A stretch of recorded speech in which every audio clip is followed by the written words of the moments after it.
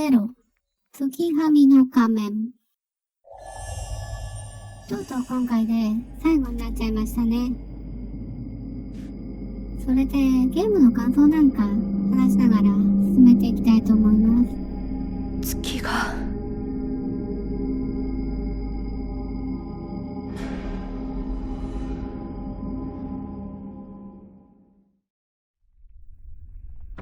前作のゼロはエンディングが何種類かありましたけど、これは一つだけなんですよね。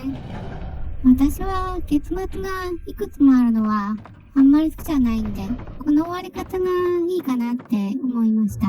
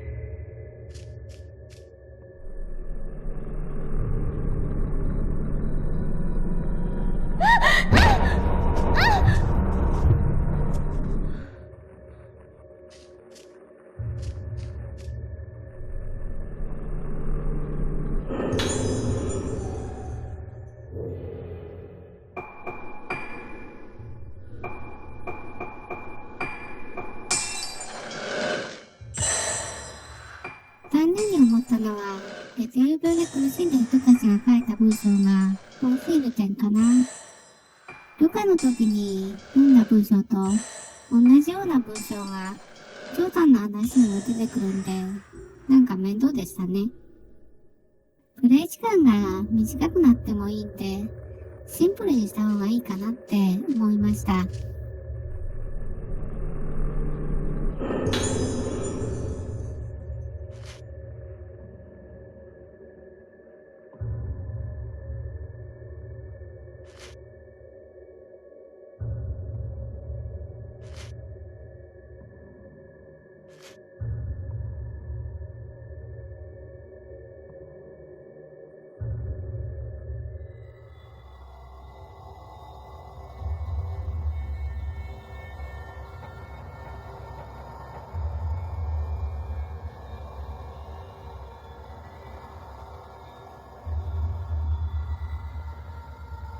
永遠に虚無の中をさまよい続けると思っていた昨夜が目覚めた。夜に開く花のように静かに大きく。目覚めた昨夜は島中を徘徊し始めた。昨夜を見た者はみんな咲いてしまった。海へ逃げようとした人々も、地下に隠れた人々も、そしてもうすぐここにも来るだろう。せめてあの場所に行こう。月はみの面を作るためにあそこで長い時間を費やした。あの場所は静かだ。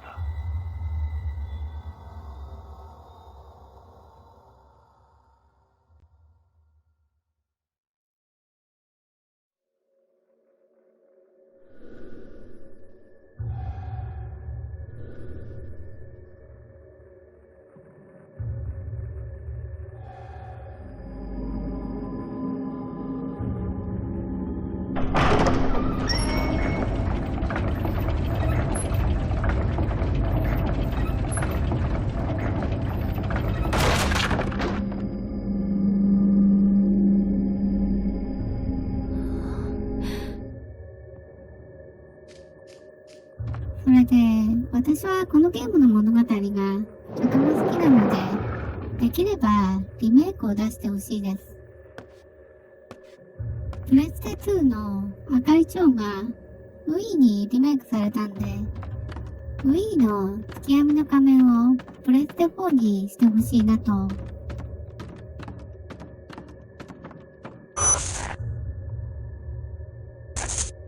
咲いている。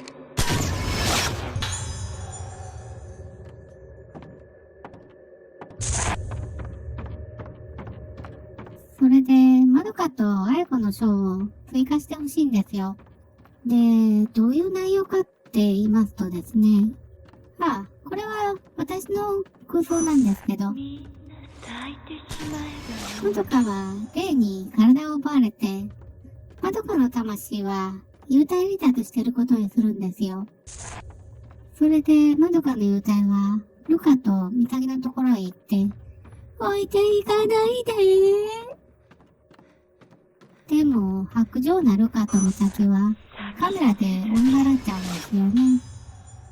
まどかの体は、霊が入っているんですけど、霊を追い出して、まどかの魂が戻れば、復活できると。で、まどかをあやこが助けるストーリーにしたいんですよ。あやこはまどこが好きだったんですけど、まどかはあやこを嫌がってたんですよね。それで、まどかの気を引くために、いたずらを繰り返していたと思うんですよ。まどかを助けようとしたあやこに悪霊たちが襲いかかるんですけど、そこであやこちゃんは、領域展開。大丈夫。私最強だから。ってな感じで、悪霊たちを瞬殺してしまいます。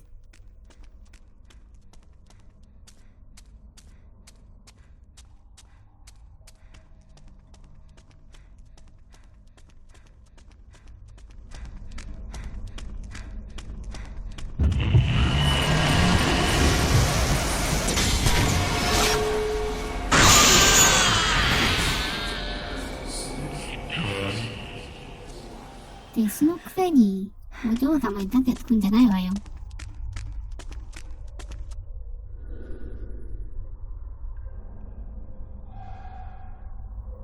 それから、まどかを復活させて、あやこはまどかにこう言います。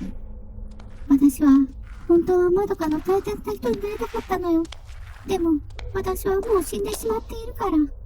あなたは、あなたにとって大切な人を助けにお行きなさい。果たして、まどかは、イザキを救うべく、月読堂へと向かうのでありました。いい話やなぁ。あなたも咲くの。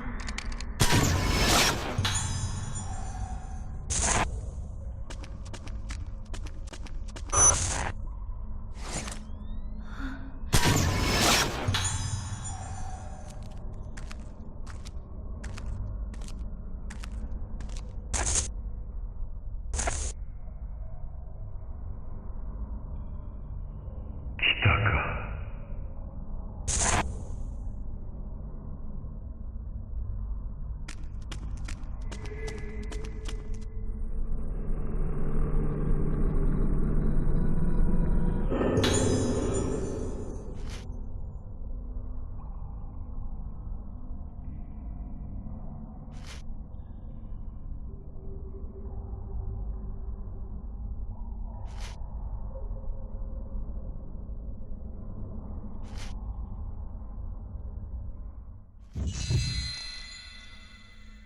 ところ変わって、月見堂で倒れている美咲の前に、ミアが立ちはだかります。美咲は渡さないわよみたいな。しかし、ミアはただの人形なので、まどかに、邪魔よあんた。ってな感じで投げ捨てられて終わりです。ところで、私はこの物語で一つ疑問がありました。神隠しにあった5人のうち、2人が死んでいるんですけど、5人のうち一番初めに死ぬ可能性が高かったのは、美咲だったと思うんですよ。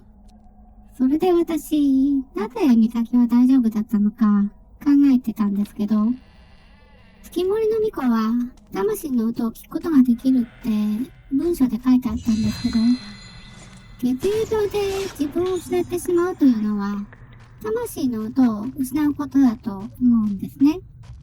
魂の音は一人では弱い音ですけど、他の人の音と友達させることで強くなるっていうのも書かれていて、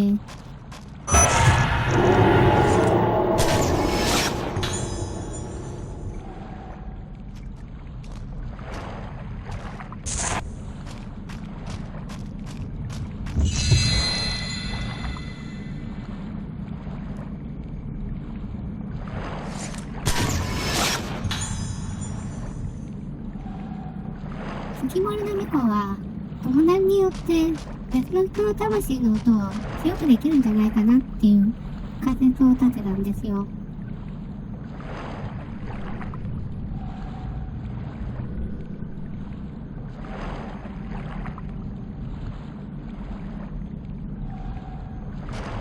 ルカは月森の巫女の一族の子孫で、彼女にはルカを守ろうとする母親がいまして、要するに月森の巫女のお母さんがルカの魂の音が消えるのを防いでいたんじゃないかなって考えたんです。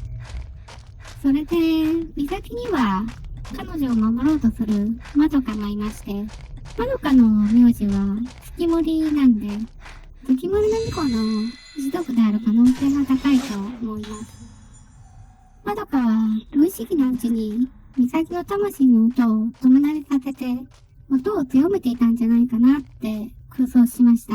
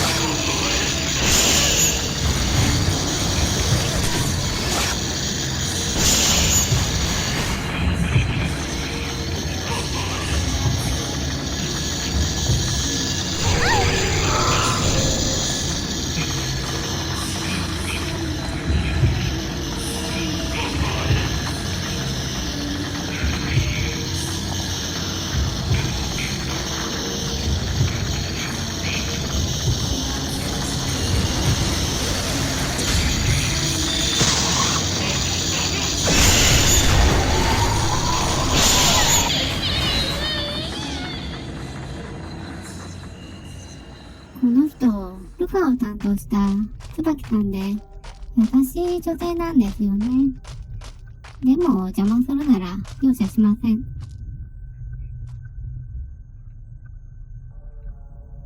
ということで、魂の音が消えかかっている美咲を、まどかは友なりによって復活させます。美咲はまどかの呼びかけで目を覚ましまして、するとミアが、置いていかないでーってな感じですがりついてくるんですけど、しかし美咲はミアを捨て去って、まどかと二人で洞窟から脱出しますと、洞窟を抜けて二人が浜辺に出ると、ルカが灯台から降りてきます。で、ルカが二人に気づいて、まどか美咲あ、すいません。ルカはもっと暗い女の子でしたね。まどか美咲しかして三人は島を去るのでした。めでたしめでたし。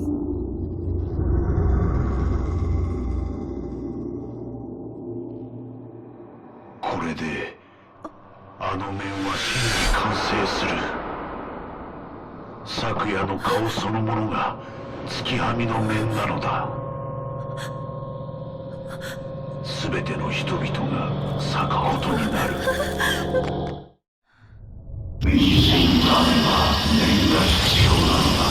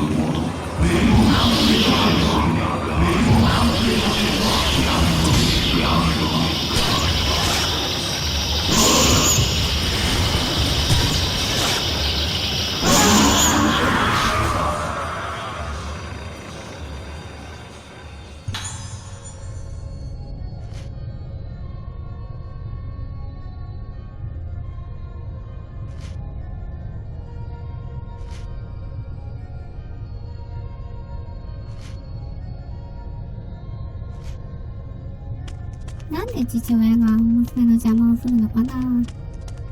そんなんだから女房に逃げられるのよ。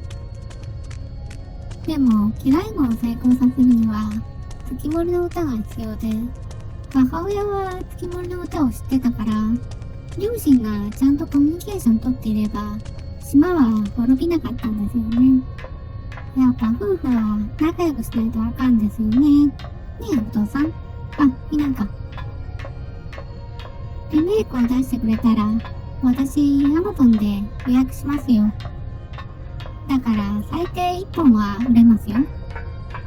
で、初回生産分の特典が、この首切りバサミ、いらねえみたいな。あと、気になったのは、さやかママと張さんとの関係ですね。さやかさんは、機雷号の後、島を出てしまって、張さんが死んだのが、機雷後の2年後ですよね。張さんは灰原陽の大学時代の同級生だったんで、陽を自首立てようと思って探していまして、で、事情を聞くために島を出たさやかさんを何度も訪ねているうちに、いやー、さやかママって美人ですもんね。目の完成性を引き継ぐもの、月はみの面があれば目の強さを知らない。我は壮烈の今をする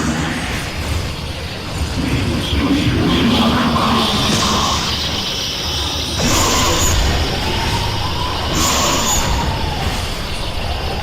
目の強さは面が必要なのだ。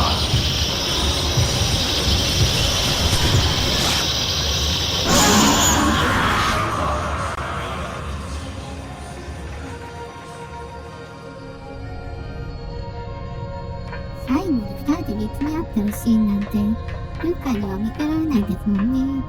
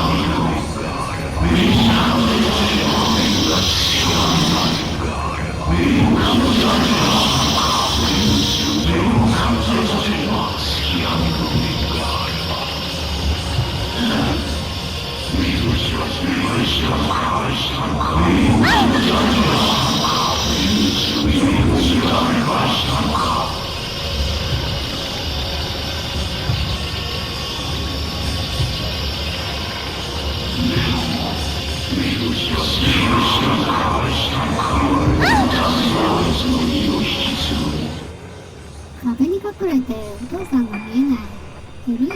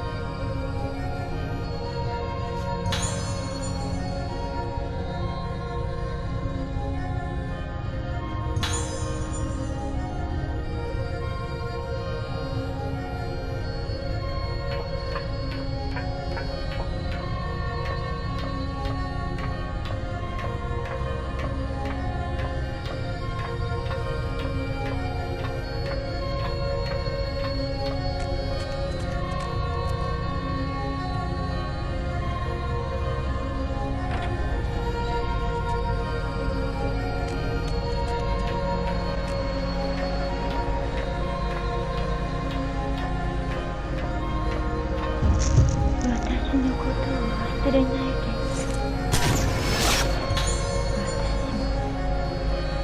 私のことを忘れてしまう。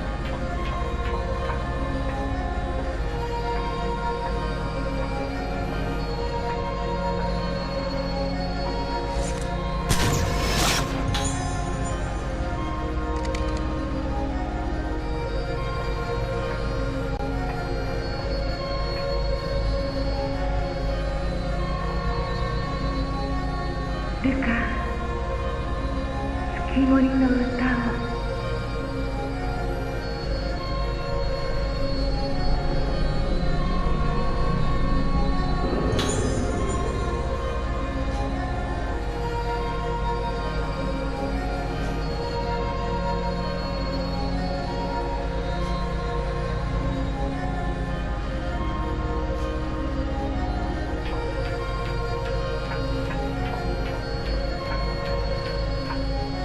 拓也、勝負だ。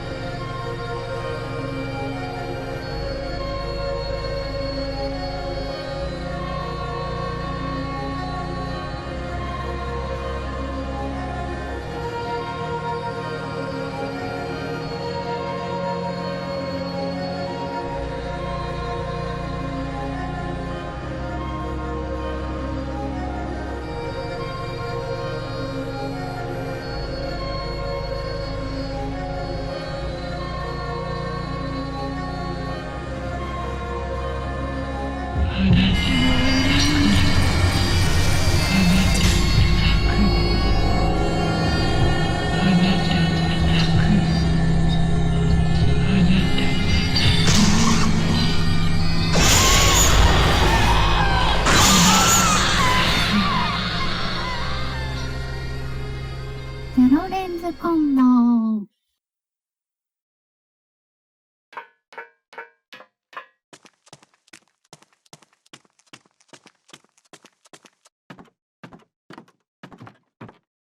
ルカ、月森の歌を。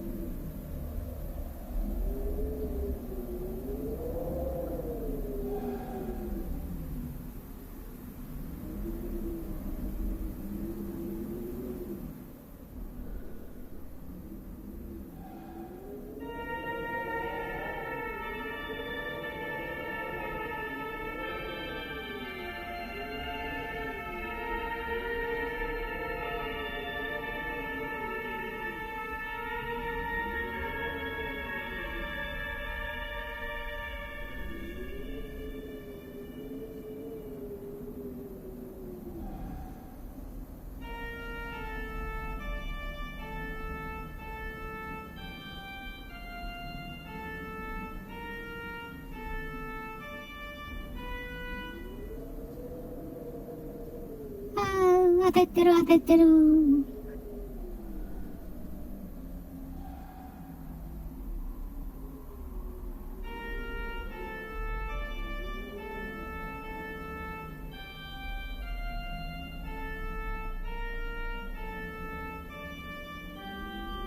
落ち着け私。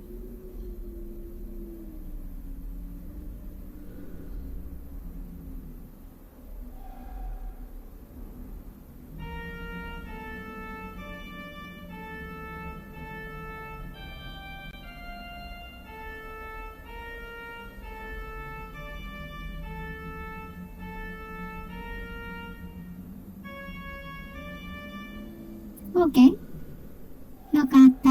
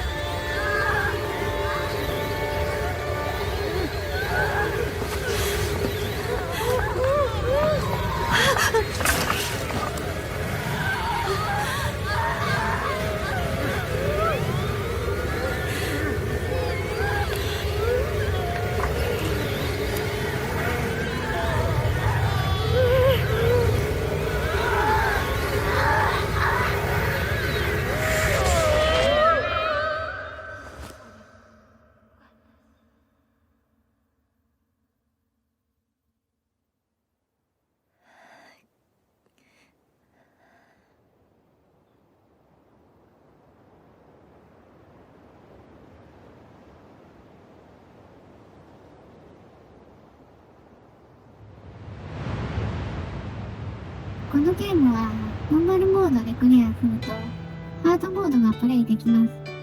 ハードモードでクリアするとエンディングの映像が変わります。ここではハードモードのエンディング映像をお見せします。ではまたお会いしましょう。